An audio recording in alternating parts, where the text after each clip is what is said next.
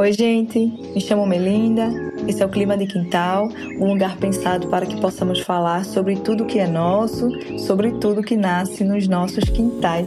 Eu estou aqui para convidar você a nos acompanhar. Temos muita coisa boa para conversar e você faz parte desse lugar. Nos primeiros episódios, trago mulheres inspiradoras para falarmos sobre as formas de resistência dos povos tradicionais que vivem nas áreas rurais, urbanas e periféricas aqui de Pernambuco. Então, vem com a gente, eu sei que você vai amar ouvir essas mulheres e entender as várias formas de resistência que ocupam os territórios e que mantêm os povos seguindo em frente. Então, é isso. Um cheiro. Tchau! Esse projeto foi contemplado nos editais da Lei Paulo Gustavo e tem o apoio financeiro do Governo do Estado de Pernambuco através da Secretaria de Cultura do Estado, via Paulo Gustavo, direcionado pelo Ministério da Cultura, Governo Federal.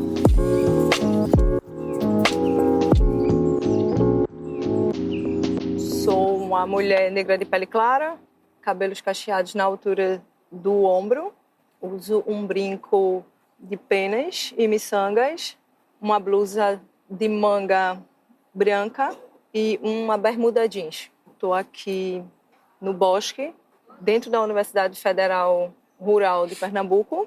A primeira convidada é Giovana Cordeiro, conhecida também como Chechel, pernambucana, bióloga, técnica em agroecologia da Associação Capivara, educadora popular e mestranda em ciências ambientais. Ela também é cantora, compositora e instrumentista da banda de coco semente de Maracá e há 4 anos participa do Maracatu Feminino Coração Nazareno, como cabocla de lança. É isso, amiga, eu queria agradecer por ter aceitado essa participação. Fica à vontade. Bom dia, boa tarde, boa noite. Eu sou Giovana. Eu tenho a cor de pele marrom, tenho o cabelo cacheado na altura dos ombros. Eu estou usando um batom vermelho e um brinco de penas verdes, né? Também estou de camisa regata preta, uma calça jeans branca. E estou muito feliz de fazer parte desse projeto, né? É um projeto que é muito interessante, né? E necessário para a gente conversar, já que a gente tem esse momento, né, de poder falar sobre assuntos e temas pertinentes, né, ao nosso bem viver. E fico muito feliz de poder fazer parte de um projeto como esse, né? E ainda mais aqui, né, num lugar que é tão especial, na mata, né, na Universidade Rural de Pernambuco, que abriga muitas pessoas, né, de vários lugares. E é uma felicidade grande para mim poder fazer parte do Clima de Quintal. Vamos começar trazendo um pouco de um projeto que eu acho muito massa, que você fez parte, que é Mulheres e Soberania Alimentar em tempos de pandemia. Esse projeto acabou tendo uma cartilha, né, como um dos resultados. Ela começa com um textinho, eu vou ler só o primeiro parágrafo aqui. Nós somos a terra. Queremos liberdade, harmonia, justiça e respeito. Para isso, precisamos mobilizar mentes e corações trabalhando em rede, onde cada pessoa contribui com seus talentos em prol de um bem comum. Esse projeto foi muito especial, né? Ele aconteceu na pandemia. A gente escreveu para o Fundo Casa. A gente que eu falo era um grupo de mulheres, né, que fazíamos parte da agrofloresta da UFPE, do SAF, né, Sistema Agroflorestal Experimental, e a gente se reuniu e fez uma convocatória com alguns grupos para participarem desse projeto. E a gente, como tinha uma parceria com o Grupo Espaço Mulher de Passarinho, na comunidade de Passarinho, que fica na região metropolitana do Recife, a gente, conhecendo a comunidade que já tinha um trabalho com compostagem, com agricultura urbana, com mobilização da comunidade para reivindicar os direitos, acesso à saúde, à educação, à alimentação saudável, né? A gente escreveu esse projeto, né? E foi um projeto de 6 meses que tinha o objetivo de levar segurança alimentar para as mulheres que estavam em situação de vulnerabilidade, né? Porque na pandemia as mulheres não conseguiam trabalhar, porque a maioria era empregada doméstica, elas estavam sem trabalho, estavam sem auxílio até então. Então a gente escreveu esse projeto, né? O projeto em si, o que é que ele fez, né?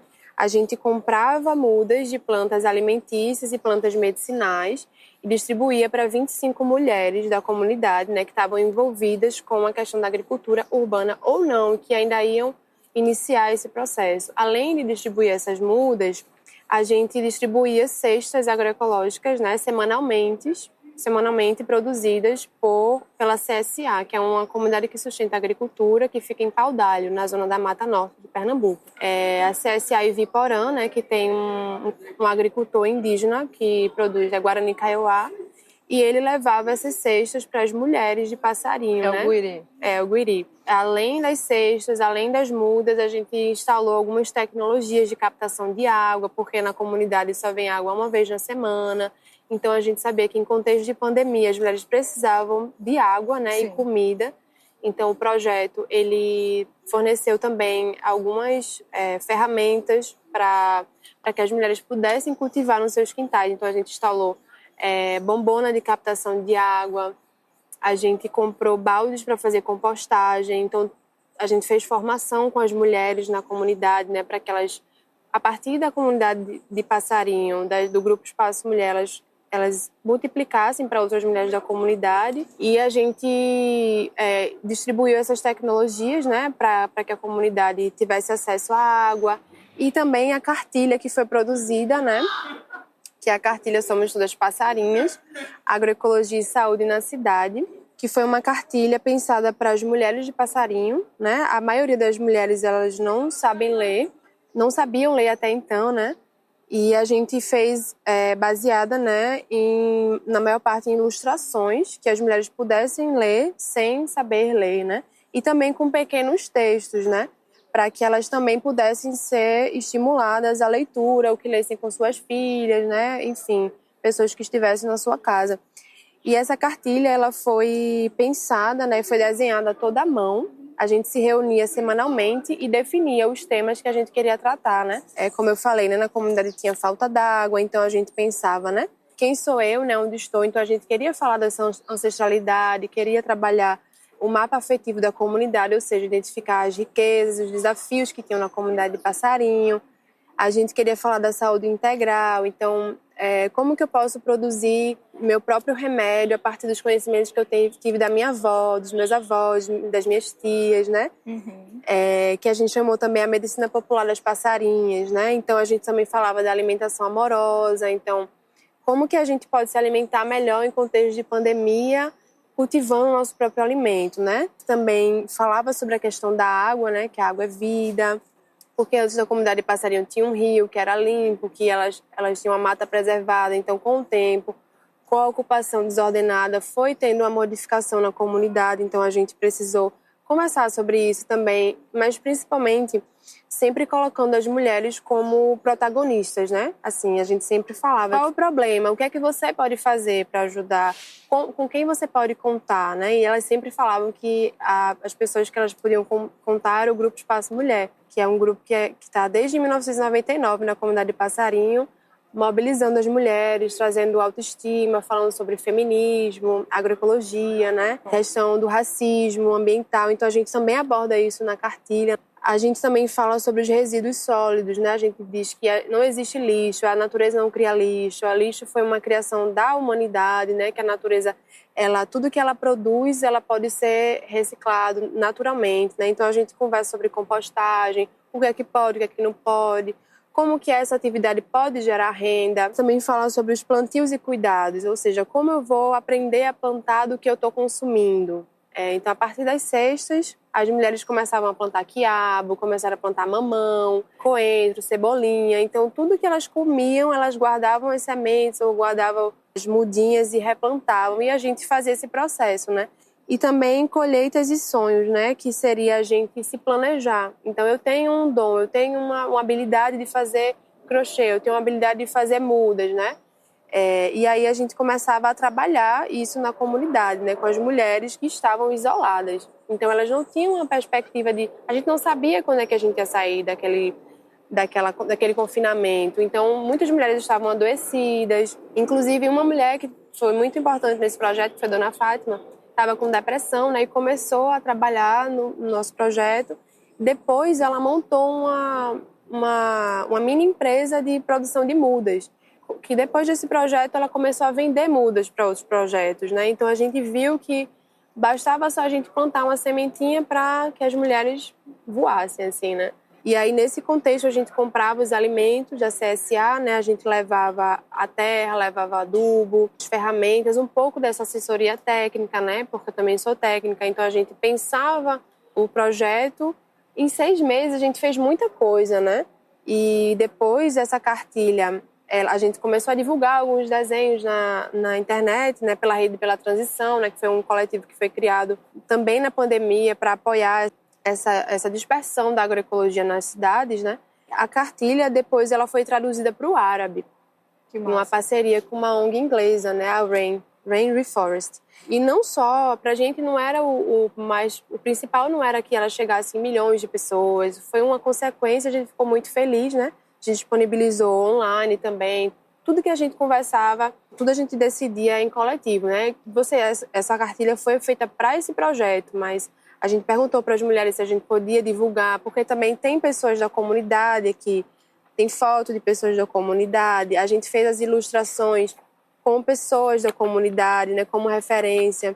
Então, a gente sempre conversava com elas para a gente saber se elas estavam confortáveis em compartilhar, né? E aí, depois desse projeto, a gente lança em 2021 uma campanha de financiamento coletivo. As mulheres de Passarinho, né, como a gente chama as passarinhas, elas queriam expandir para outros grupos da comunidade, porque elas já tinham uma articulação com várias iniciativas, né?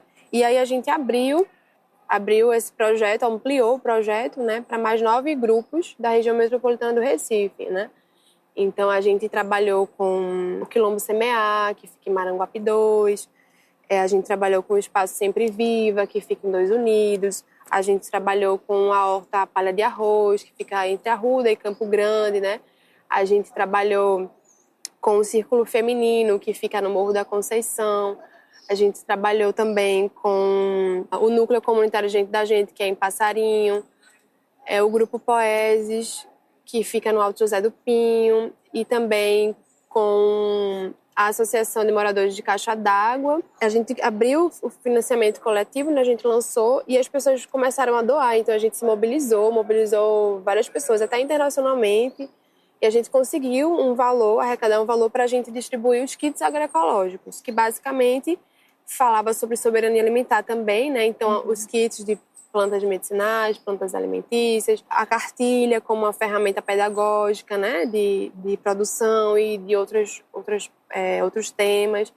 A gente distribuiu também kit irrigação, assessoria técnica, né? Então eu e a Samarina Fernandes, a gente fez esse projeto juntas, né, junto com Mariana Maciel, com o Ravi, e a gente conseguiu ampliar, né, essa experiência para outros territórios. O que a gente percebeu, né, é que cada território é muito diferente um do outro. Então a gente teve a Biblioteca Brincante do Pina, a gente teve Amigos de Pirrita, que era no Pina também, que tinha um contexto diferente do Morro da Conceição, que tinha um contexto diferente de Passarinho.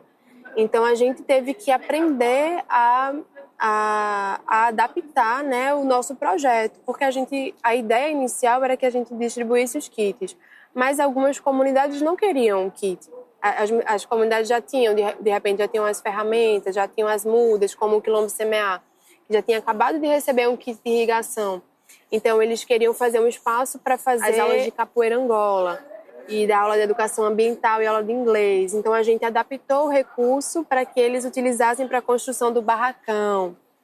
A Horta Palha de Arroz, que também já tinha um assessoramento do Centro Sabiá, né, que é uma organização que trabalha aqui com assessoria técnica, que acompanha a horta. E as mulheres, o que é que elas queriam? Elas queriam guardar esse valor para ter uma caixinha, né? Uma poupança para as atividades que elas desenvolviam, né? Enfim, e aí a gente foi adaptando à necessidade de cada grupo, né? A partir dessa escuta, dessa conversa.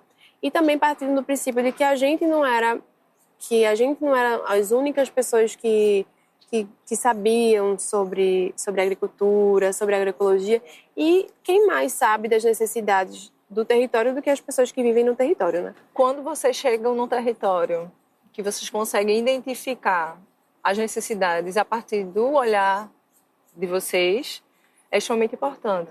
Mas é muito mais importante de quem é do território também trazer essas percepções e não apenas trazer, né? Essas percepções, elas serem respeitadas. Exatamente. E olhadas com atenção, como você disse, porque cada território, cada lugar tem a sua particularidade, né? Tem o seu desempenho, o seu desenvolvimento, o envolvimento no dia a dia. Então, como é você chegar num território, aquilo que foi planejado talvez não seja executado da mesma forma que foi planejado? E não foi, né? Na verdade, como a gente estava em pandemia ainda, a gente não tinha a possibilidade de visitar os territórios a princípio, né? O que é que a gente fez? A gente se reunia remoto, né, online, e a gente fez um diagnóstico participativo. Como que era isso? A gente fazia um levantamento da história do grupo, a gente fazia um levantamento de qual o perfil do grupo, quem eram as pessoas que estavam no grupo, se eram mulheres, se eram jovens, se tinha criança, eles tinham alguma coisa plantada, se não tinha, se tinha experiência, se não tinha,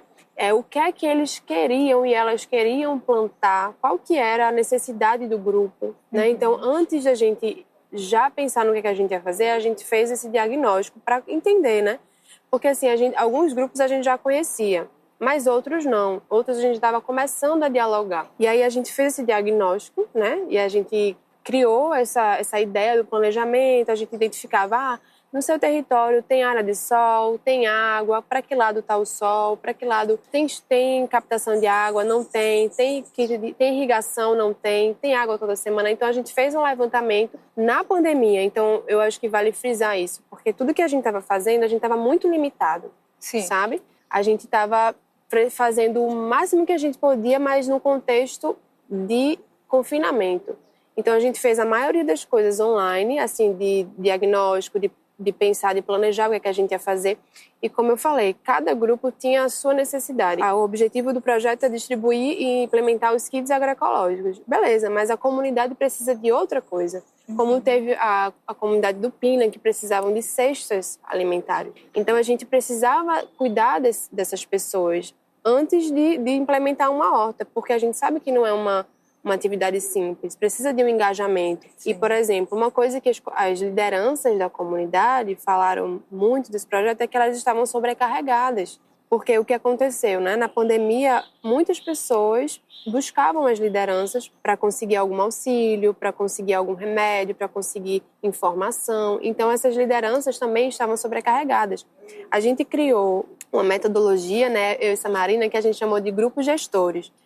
Que era o que a gente fazia um pouco no SAF, né? A gente sempre se distribuía em atividades. A pessoal da comunicação, o pessoal do plantio, o pessoal que vai fazer o levantamento dos preços, dos materiais. Então, tudo isso que a gente fez, tinha lugares que não fazia orçamento. Então, a gente foi se adaptando, mas a gente percebeu que era pouco tempo e a gente tinha pouco recurso para fazer um trabalho mais profundo. Então, isso foi também uma forma da gente pensar, poxa, a gente tinha muita vontade de fazer, mas a gente também tinha um limite. Tanto que aí, depois desse projeto, a gente implementou as atividades, a gente fez um relatório para prestar conta para as pessoas, né, que a gente doaram. Então, a gente teve pessoas da comunidade também que doaram, né, não só pessoas de fora. No final, né, depois desse projeto, a Prefeitura de Recife existe um programa de agricultura urbana, né, e eles implementam uma Secretaria Executiva de Agricultura Urbana. Então, para a gente, foi muito importante, sabe? Porque foi uma forma da gente dizer, poxa, a gente fez esse projeto piloto e agora a gente tem quem pode dar continuidade, quem pode fortalecer essas iniciativas, né?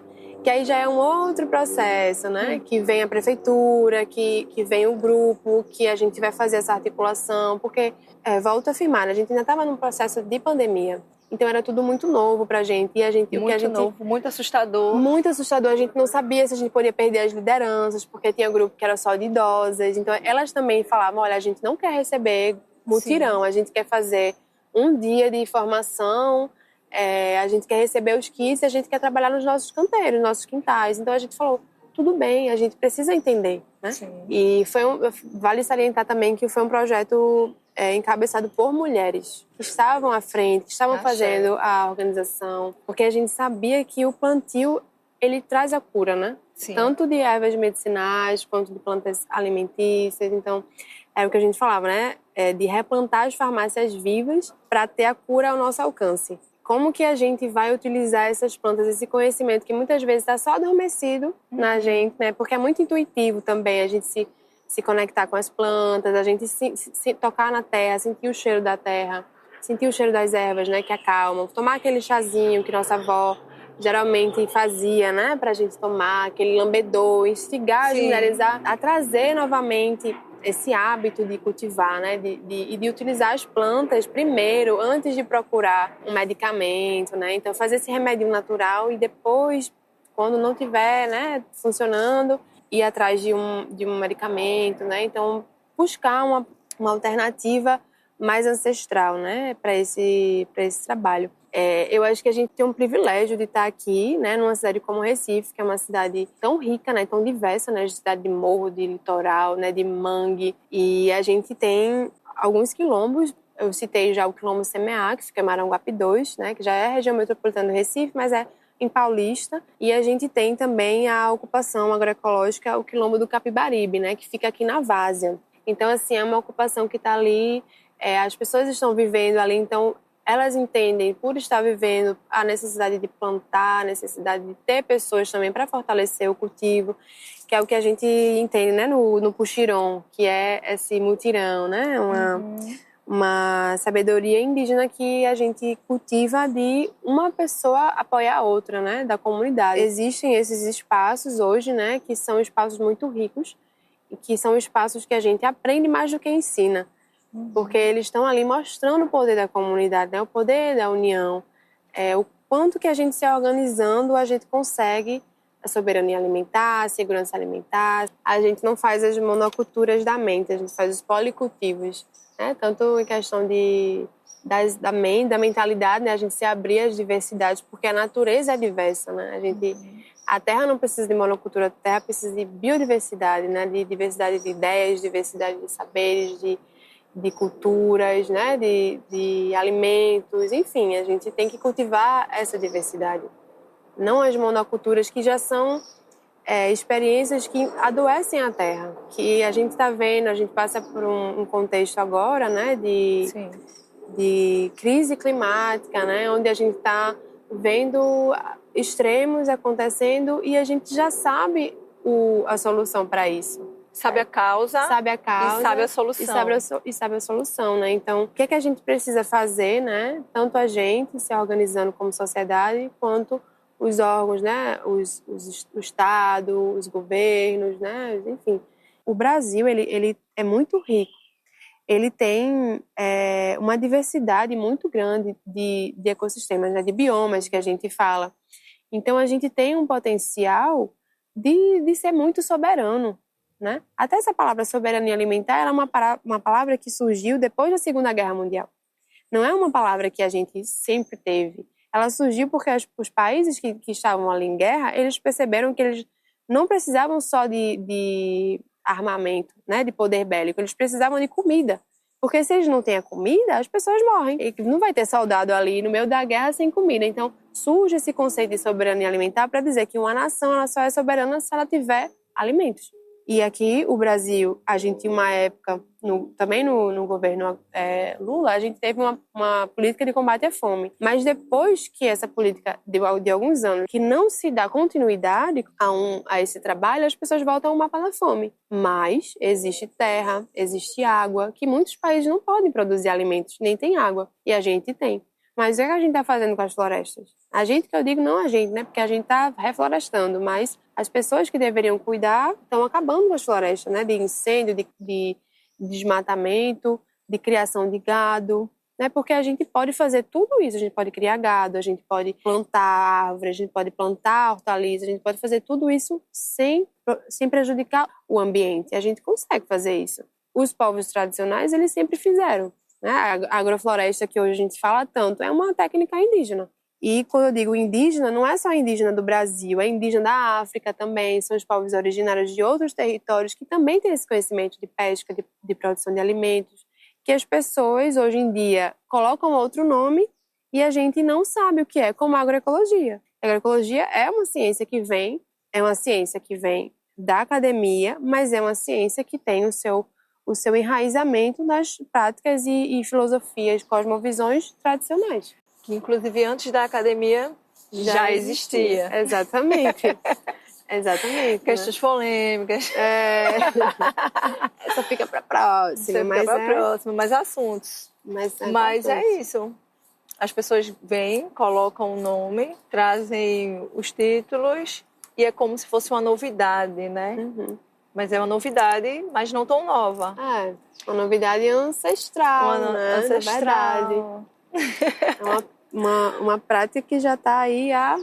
Você ir para aula, para a sala ou para qualquer movimento desse tipo e você vê a explicação, você vê o exemplo, você olhar para o SAF e dizer: a casa da minha avó era assim. Era o terreiro, era o quintal. Né? Tinha aquele espaço de armazenamento de água, né? Sempre teve, porque a gente, apesar de sermos um país que a gente tem, como você falou, o bioma diverso, a gente não deveria sofrer com a falta d'água. Pois é. Mas ainda assim, isso acontece, principalmente nessas regiões urbanas periféricas, né? Os morros, enfim. Mas aí você vai para esse movimento e quando você vê o pessoal falando, você diz: minha avó fazia isso, minha bisavó falava sobre isso. Lá em casa a gente tem isso também. Até nos terreiros, quando a gente começa a visitar, né? E as pessoas dizem: mas a gente já fazia isso. A gente só não sabia que era esse nome. Mas até é uma forma de sempre colocar como algo que alguém inventou, que faz parte do conhecimento, não sei de onde. Mas, na verdade, esse conhecimento está na nossa ancestralidade. Algumas pessoas têm uma ancestralidade pescadora, mas também que faz parte da agricultura, porque alimenta as pessoas, né? Ou de fazer artesanato, enfim, uma diversidade. Mas também faz parte. Só que a gente está tão acostumado a desvalorizar esses conhecimentos que a gente não enxerga como um potencial. Mas é isso que a gente já busca em contrapartida, né? Da gente trazer esses saberes, esse conhecimento como o nosso principal riqueza. Tanto o conhecimento que tem ali na floresta, como que tem no rio, nos mares, né? Em todos os lugares. A gente quer fortalecer esse conhecimento, esses saberes, e que essas pessoas que são esses detentores, né? As detentoras de saber, que estejam ocupando espaços que estão ali, definindo as leis, né? Fazendo as políticas públicas. Por quê? Porque ninguém além dessas pessoas sabe mais do que é o território. E agora a gente olhando para a área urbana, o que era a cidade? Era o campo, eram as florestas, né? Eram os rios. Recife mesmo é uma cidade que é banhada por rios. Isso. Né? Então, assim, o que a gente conhece da cidade que era antes? A gente conhece com os nossos mais velhos, a gente conhece com a nossa ancestralidade, que ensina pra gente. Tanto que esse retorno à agricultura, na pandemia, eu vi muito isso. Eu vi muitas pessoas olhando para o pôr do sol novamente, fazendo o plantio, mostrando aquilo nas redes sociais. Por quê? Porque finalmente tiveram um tempo para si, para estar ali, para pensar, para estar bem consigo mesmo. Não que fosse um momento que estivesse todo mundo bem, porque a gente também estava doente, né? Mas foi um momento também da gente rever, né, as nossas ações, o nosso modo de vida, que faz parte também desse processo de retomada. Eu gosto muito de falar isso, retomada, né? Eu participo de uma aula sobre agricultura urbana e políticas públicas na Escola Marias, que é um projeto do Centro Sabiá, né, de uma emenda parlamentar na Rural, né? Achei bem interessante a forma com que a gente, conversando com as mulheres, sobre o quanto que a gente sabe das coisas sem saber que sabe. Aí a gente pergunta: o que é que vocês acham que é políticas públicas? Eu acho que umas pessoas que estão ali organizadas para discutir os problemas que a gente tem e como a gente vai fazer para melhorar. Mas eu acho que eu não sei o que é, não. Mas já respondeu o que é, né? Ou seja, as pessoas às vezes acham que não sabem, mas sabem, né? Então é esse conhecimento que muitas vezes está adormecido e que a gente só precisa regar ali para germinar e depois ajudar, né, na poda, enfim, ajudar a frutificar, como a gente gosta de falar, né? Agrofeira de Garanhuns, como é isso? Fala aí um pouquinho pra gente, apresenta como é essa agrofeira. Então, a Agrofeira é uma feira territorial da agroecologia e da agricultura familiar que acontece em Garanhuns desde 2018. Ela é uma feira territorial, ou seja, existe mais de um território que produz alimentos e comercializa em Garanhuns. Então, a gente tem os municípios de Jucati, a gente tem o município de Garanhuns, a gente tem o município de Bom Conselho e o município de Sauloá. Esses territórios, né, eles se juntam a partir de uma organização da universidade, né, de alguns projetos da universidade para comercializar alimentos orgânicos e agroecológicos. Comecei a fazer o mestrado, né, na UFAP, que é a Universidade Federal do Agreste de Pernambuco, que tem a sede lá em Garanhuns. Eu comecei a fazer esse meu mestrado em ciências ambientais sobre agricultura urbana. Só que aí eu recebi um convite para trabalhar com a agricultura familiar, né, com a agrofeira, então a agricultura tradicional campesina. E aí começo a falar também com outros territórios da agrofeira que utilizavam agrotóxico ou que tinham suas culturas contaminadas, porque existe isso também. A gente precisa falar dessa agricultura que muitas vezes existem dois lugares, dois territórios, dois sítios, duas unidades, onde uma produz com veneno, com agrotóxico, e a outra não. Mesmo essa que produz sem agrotóxico, ela sofre uma contaminação por água, pelo ar, então, por animais, pelas sementes. Então, assim, existe um processo que a gente chama de transição agroecológica, que é justamente esse processo onde algumas pessoas, tanto essas pessoas que produzem, que ainda utilizam agrotóxicos e fazem seu plantio com monoculturas, né? Existem as pessoas que querem sair desse modelo convencional, porque esse modelo convencional adoece não só a terra, como as pessoas, né? Contamina a água, o solo. Eu vou estudar a agrofeira, mas não como uma pessoa, uma pesquisadora que vem de fora, com uma ideia que quer melhorar a agrofeira. Não. Eu venho num lugar onde eu apresento a minha ideia para essas pessoas, né, antes de começar o projeto, e pergunto se elas estão interessadas em participar. Então, existe também esse cuidado de não ser uma pessoa que vai ali só para colher os resultados e pesquisar e publicar artigo, sem devolver para a agrofeira, né? Então, a minha ideia com o meu projeto é que a gente fale um pouco sobre a história da agrofeira, né? Então, para que a gente possa ajudar outros grupos a se organizarem, né, em coletivo, que essa experiência da agrofeira, ela possa ser multiplicada em outros territórios. Então, assim, como que outros grupos do Agreste, do Sertão, podem também se organizar para conseguir autorização, né, para produzir orgânicos e ter esse selo, né, que a gente chama de OCS, a Organização de Controle Social, um controle onde as pessoas que estão ali produzindo utilizam essa ferramenta para afirmar que produzem sem agrotóxicos, né? Porque no Brasil a gente tem uma legislação que não impede a utilização de agrotóxicos e também ela não beneficia tanto as pessoas que produzem de forma orgânica ou agroecológica tradicional. Ela tem algumas barreiras, né? Então, para você produzir orgânico, ou você tem uma OCS, que é essa forma de controle social da produção. Então, eu tenho 5 pessoas que produzem sem veneno. Então, essas 5 pessoas vão garantir que todos produzem sem veneno. Existe também a forma que é o selo de certificação orgânica, só que nem todas as pessoas conseguem pagar esse selo, porque é um selo caro. Você tem que pagar para ficar fazendo exames e testes, então muitas vezes vale mais a pena fazer a Organização de Controle Social, né, a OCS. Então, a minha ideia é que as pessoas possam conhecer a agrofeira, como eu conheci, como eu tenho a possibilidade de ver que as pessoas que estão lá são guardiãs de sementes crioulas, que produzem vários tipos de arroz, de feijão, e milho, e cultivam plantas que as pessoas não estão cultivando. Entender também, por exemplo, se elas perceberam alguma mudança na paisagem a partir desse processo de transição agroecológica, se teve aparecimento de árvores, se teve aparecimento de pássaros, se teve recuperação de alguma fonte de água. Então, tudo isso para a gente, enquanto cientistas, afirmar que esse processo de agricultura agroecológica tradicional, ele é necessário para a gente regenerar a terra e a gente manter, né, os sistemas agroalimentares, saudáveis, sustentáveis e o bem viver da sociedade, né? Porque a agricultura familiar alimenta a nação. Então, se a gente tem assessoria técnica, se a gente tem políticas públicas de incentivo à produção orgânica e agroecológica, se a gente tem um combate à utilização de agrotóxicos, se a gente tem informações para essas pessoas, a gente está dando as ferramentas necessárias para que essas pessoas continuem produzindo alimentos saudáveis para nós e medicinas, né? Porque a agricultura não é só alimentos, é medicina, é moradia, é desenvolvimento. Então, tudo que a gente tem hoje não nasce do nada, nasce ou do solo ou da água, né? Enfim. Então, é um pouco...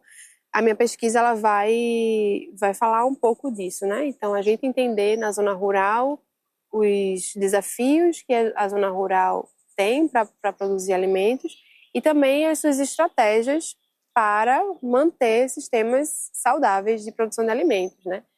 E também uma questão muito importante que a gente precisa conversar nesse trabalho é a questão da renda. Porque muitas pessoas acham que quem produz orgânico ganha muito bem. As pessoas que pensam isso estão pensando errado. Não errado, mas assim, quando uma pessoa produz orgânico, ela precisa de muito incentivo para ela produzir orgânico, porque é mais difícil quando você não tem incentivo público, né? Então, assim, sai muitas vezes do bolso do agricultor, da agricultora, o que ele vai precisar para implementar um sistema, quando não tem uma política pública, né? E esses alimentos, muitas vezes, eles não podem ser mais caros do que os convencionais, senão as pessoas não vão se alimentar. Então, muitas vezes acontece que esses agricultores, essas agricultoras, eles não alcançam um patamar de sustentabilidade financeira. Então, assim, às vezes a gente acha que um produtor orgânico, uma agricultura orgânica de pequena escala, vale a gente salientar isso, né? Tem muito dinheiro porque produz orgânico e o orgânico é mais caro. Não é bem assim. Essas pessoas que produzem toneladas de alimentos, que estão ali regenerando a caatinga, que estão cuidando, que estão preservando, precisa olhar para essas pessoas e apoiar essas pessoas. Então, a minha pesquisa ela tem esse tom, né? É um projeto, são 2 anos de mestrado, né? Então, eu vou tentar fazer essa parte de pesquisa agora e também, quem sabe, fazer um doutorado para que eu possa acompanhar esse grupo de uma forma mais profunda, né? Para que não seja um trabalho que realmente possa falar para as pessoas a real experiência daquele grupo, né? E o potencial que esse grupo tem, tanto para produzir alimentos e demais produtos que a gente pode ter da agricultura, como também para inspirar outros grupos a se organizarem, né? E entender quais são os processos, as políticas necessárias, enfim. De forma geral, a ideia é semear e dar continuidade. Isso. Tem uma ideia de mais ou menos quantas famílias são envolvidas? Olha, agora tem 10 famílias, 10 agricultores, eu acredito, 10 agricultores. A maioria mulheres. Só que nem todo mundo fica na feira, né? Porque tem aquela pessoa que fica na produção. Então, na agrofeira a gente tem hoje 5 barracas. A gente tem o pessoal que é do Quilombo Castanhinho. Então, a gente tem as mulheres do Quilombo Castanhinho que estão ali fazendo beneficiamento da mandioca, fazendo o café da manhã na feira, que é uma delícia. Convido todo mundo a ir lá, é quarta-feira, às 6 horas, na Praça Euclides Dourado, em Garanhuns. Maravilhoso lá a feira. Você vai conhecer, tem a Nosso Socorro, que é a mais antiga, que tem a produção de pães artesanais, de macarrão de beterraba, macarrão de ora pronobis. Enfim, tem vários tipos de feijão crioulo, assim, feijão é um feijão que é bem gostoso, fava também. Fogo na Serra é o nome do feijão que eu adorei. Enfim, tem uma variedade de alimentos e uma riqueza que muitas vezes as pessoas olham para a Caatinga, olham para o sertão, para o semiárido e acham que não existe riqueza, né? E aí eu convido todo mundo a conhecer a agrofeira, porque aí vocês vão mudar de ideia. Vocês vão ver que a agricultura familiar é muito rica, muito poderosa, assim, né? A gente só precisa realmente incentivar e apoiar, né? Com todos esses mecanismos que a gente já conversou aqui. Conta pra gente o que é que acontece por esses caminhos internacionais. Pois é. Então, eu tive a oportunidade de ir para a Espanha em abril. Eu fiquei no sul da Espanha, né, na cidade de Córdoba, na região da Andaluzia, né, que é uma região que tem uma influência árabe muito grande. Então, inclusive, eu fiquei muito feliz porque a cartilha Somos Todas Passarinhas eu divulguei lá, né, em árabe, foi muito legal. E eu trabalhei, né, como voluntária num projeto que era um projeto de certificação de produção orgânica, né, também. Então, que era o que lá a gente chama de SPG, que é os Sistemas Participativos de Garantia, que é similar ao OCS, né, que é essa forma de garantir que o produto tem uma origem ecológica, né. Foi muito interessante, né, poder participar desse projeto, porque além de aprender um idioma, né, que eu não tinha habilidade, e conhecer as experiências de lá da Andaluzia, eu visitei algumas hortas comunitárias lá em Córdoba, hortas escolares, né. E aí foi muito legal, porque a gente consegue ver a forma de organização, como é diferente daqui do Brasil, né? E como o Brasil é incrível. Porque eu acho que o que eu mais fiquei feliz foi de ver o quanto que a gente realmente tem uma ancestralidade que tá tão ali presente, que nunca abandonou, que a gente consegue estar à frente em muitos aspectos, né? Em produção, enfim, saberes, assim, comunicação. Mas que eu achei muito interessante também, né? Como que eles são também muito pragmáticos, né? Assim, em relação a uma horta comunitária, como que funciona, né? Eles se organizam, algumas pessoas que querem ali produzir alimentos fazem um grupo, alugam um terreno e começam a produzir, né? Então eles também produzem por temporada, né? Então eles entendem, no verão a gente vai plantar as culturas de verão, no inverno as culturas de inverno, a forma de cultivar no solo, o solo que é diferente, também tem isso, né? E uma coisa que na região da Andaluzia tem muito é o monocultivo das olivas, né? Que é para produzir o azeite, que inclusive, né? Hoje a gente está passando pelas mudanças climáticas e o azeite teve uma alta muito grande por conta da redução de chuvas. Então, como é difícil a produção lá, então eles também estão vendo que esse processo de retirada da floresta prejudica muito a produção de alimentos e a economia, né? E aí também vi muito monocultivo, foi muito triste, porque eu queria ver a floresta, eu consegui ver alguns fragmentos de floresta lá, consegui acompanhar, né, algumas outras unidades. Fui também numa horta numa escola. Infelizmente, no dia que eu fui, não estava tendo atividade com as crianças, porque eu queria também interagir, né, para saber como que era a relação delas com a horta, mas eram muito organizadas. Era uma horta que eu fui, foi o Huerto Mediterrâneo, que era bem assim, tinha muitos plantios de berinjela, de abobrinha, tinha também de jerimum, né, que eles chamam lá, calabacim, tinha cebola, né, tinha alguns cultivos mais da época que eu tava, que era uma época do verão, né. Aí tinha uns milhos roxos, tinha uma fava roxa, que eu achei bem legal. Assim, eu falei, nossa, que interessante essa fava roxa, me dá uma sementinha dessa. E aí foi massa, assim, também, mas ver que realmente, em termos, assim, de mobilização, de organização, a gente está muito mais à frente, né, em termos disso, por exemplo, aqui no Brasil a gente tem o PAA, né, que é o Programa de Aquisição de Alimentos, e o PENAE, que é o Programa Nacional de Alimentação Escolar, que são duas formas de aquisição de alimentos da agricultura familiar, né, e tem um incentivo para a produção orgânica. Você vê que lá eles ainda não têm isso. Eles ainda estão, pelo menos na região da Andaluzia, que foi o projeto que eu colaborei, eles estão criando um selo para poder consumir, tanto para que as pessoas que produzam saibam como fazer esse processo, como também para quem vai comprar. Então você vê que aqui no Brasil, por mais que tenham muitas dificuldades, muito sucateamento das políticas públicas e tudo mais, a gente está muito à frente nessa questão. E acho que também pelo perfil de produção do Brasil também, né? Mas foi muito interessante acompanhar esse processo na região. E aí depois, né, aí voltei para cá, para o Brasil, e aí recentemente participei do 10º Congresso Latino-Americano de Agroecologia, que foi no Paraguai. E eu estava muito ansiosa para participar desse projeto, desse congresso, porque eu estava ansiosa para conhecer as experiências da América Latina, né? Porque da Europa eu sabia que era mais diferente do Brasil, mas eu imaginei, não, na América Latina vai ser muito legal. E realmente foi muito legal. Eu fui apresentar 2 trabalhos lá, né? Fui apresentar um pouco do projeto das comunidades agroecológicas nas cidades, né? Que foi o projeto que eu falei aqui um pouco, dos 9 grupos que a gente acompanhou, e também sobre a questão da assessoria técnica, porque é o lugar que eu tenho de fala, assim, de trabalhar com assessoria técnica.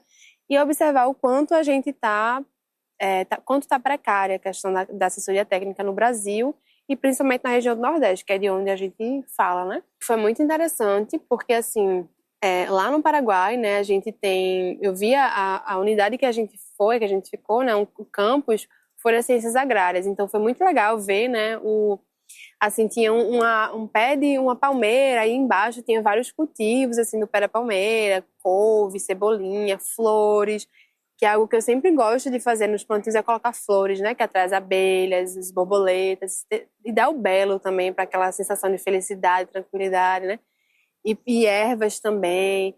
E, assim, as experiências do congresso, né, muito ricas, assim, algumas também muito à frente do Brasil, no Chile, algumas experiências também na Colômbia, tinha o pessoal do México, tinha gente de muitos lugares, né? Também tem muita gente do Brasil lá. Foi muito interessante ver o quanto a gente tem em comum e o quanto, assim... Que massa.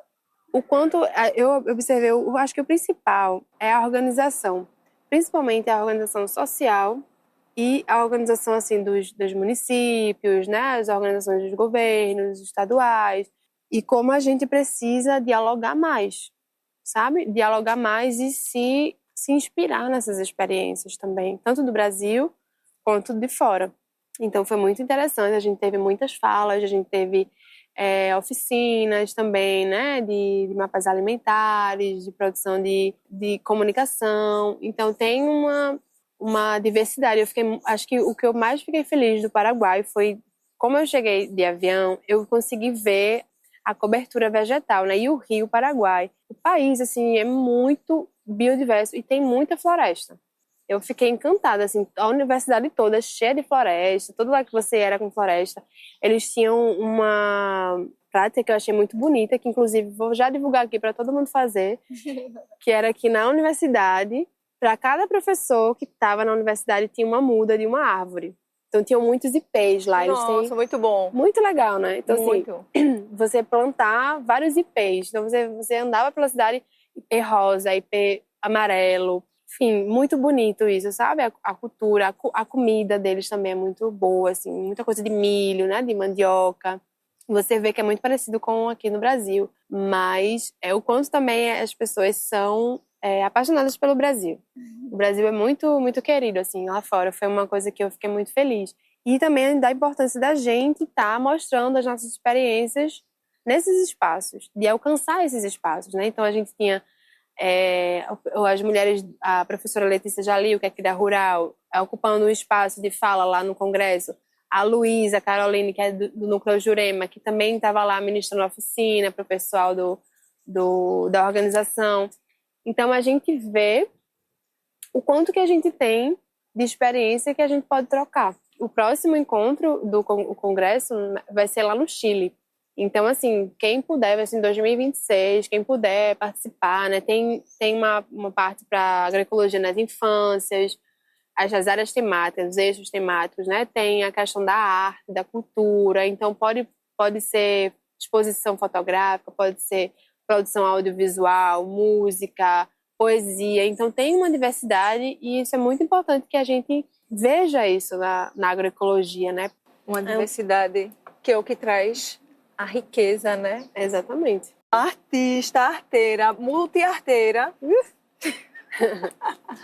Conta pra gente. Então, eu sou uma pessoa um pouco tímida, né? Mas eu sinto que é uma necessidade que eu preciso estar falando, porque é algo que eu sempre falava nos movimentos indígenas, nos movimentos de agroecologia, que é a necessidade da gente ocupar espaços, porque a gente precisa ampliar as nossas vozes, precisa falar sobre temas como é isso que a gente está falando, né? De agricultura, de reflorestar, enfim, de alegrar as pessoas. E aí surge, né, no contexto de estar unidas nos movimentos sociais pela causa indígena, né, pela causa da natureza, um grupo de mulheres, né, que somos nós, da Mata Atlântica e da Caatinga, nós de Semente de Maracá, né, que é um grupo de samba de coco, e que a gente, nesses processos de estar ali na luta por um movimento, a gente vai ter um protesto lá em Brasília contra o marco temporal, vamos fazer um movimento lá em Recife, vamos. A gente se organizava, fazia um ato,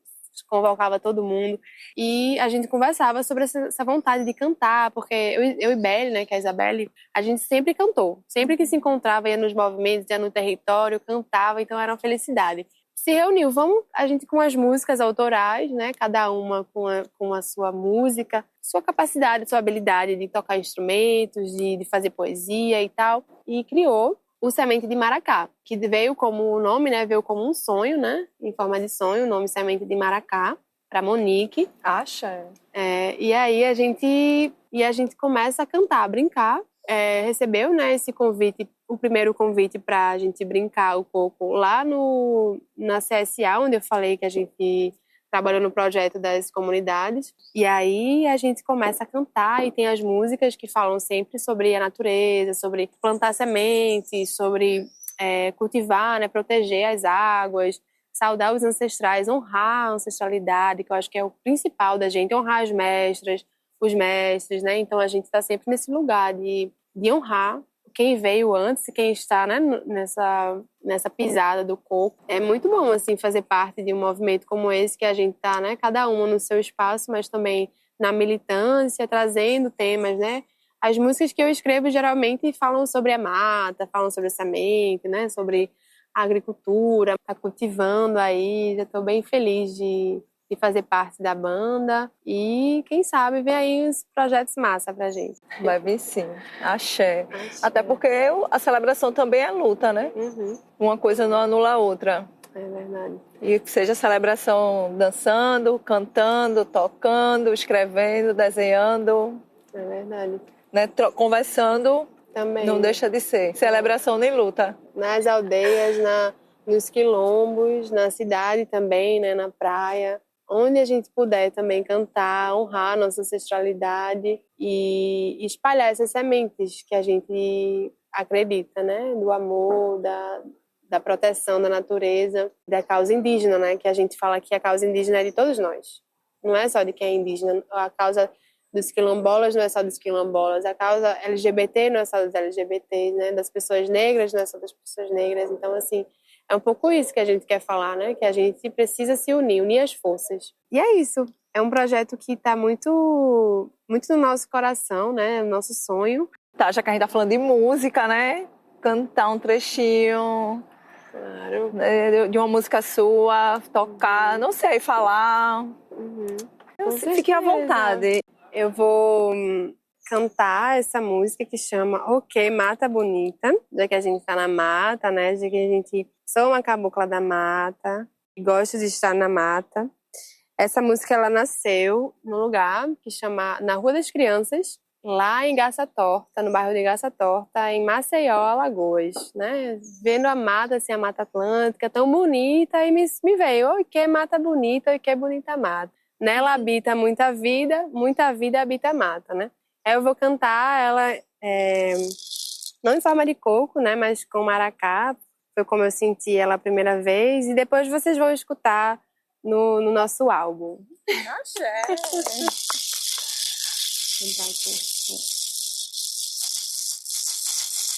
Oi que mata bonita, oi que bonita mata, oi que mata bonita, oi que bonita mata, nela habita muita vida habita a mata, nela habita muita vida habita a mata, oi que mata bonita, oi que bonita mata, oi que mata bonita, oi que bonita mata, nela habita muita vida habita a mata, nela habita muita vida habita a mata, oi que, ok, ok, ok, ok, ok, ok. Ok,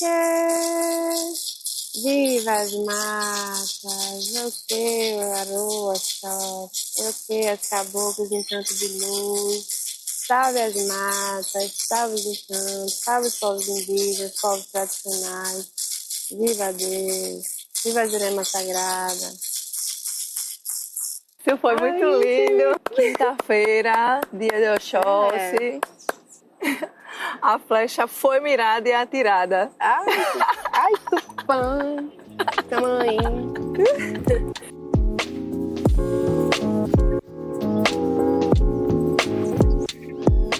Esse projeto foi contemplado nos editais da Lei Paulo Gustavo e tem o apoio financeiro do Governo do Estado de Pernambuco através da Secretaria de Cultura do Estado, via Paulo Gustavo, direcionado pelo Ministério da Cultura, Governo Federal.